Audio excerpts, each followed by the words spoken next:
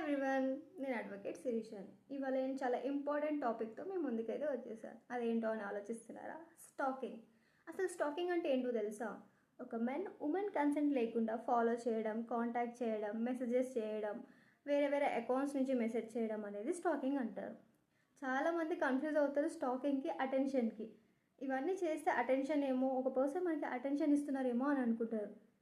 Attention అని అనుకుంటున్నారా? Attention కాదు guys, it's a crime. Stalking అనేది ఒక క్రైమ్. రవితేజ అని ఒక పర్సన్ 5 years నుంచి ఒక అమ్మాయిని స్టాక్ చేస్తున్నాడు. ఒక ఇన్స్టాగ్రామ్ అకౌంట్ నుంచి స్టాక్ చేస్తున్నాడు. తనని ఫాలో అవుతూ, కాంటాక్ట్ చేస్తూ, మెసేజెస్ చేస్తూ తనని స్టాక్ చేస్తున్నాడు. ఆ అమ్మాయి ఇలానే అవుతూనే ఉంటాయి కదా చాలా మందికి అని చెప్పేసి ఇగ్నోర్ చేసి బ్లాక్ చేసేది. కానీ అతను వేరే వేరే ఫేక్ అకౌంట్స్ క్రియేట్ చేసుకొని మరీ మెసేజెస్ చేసేవాడు.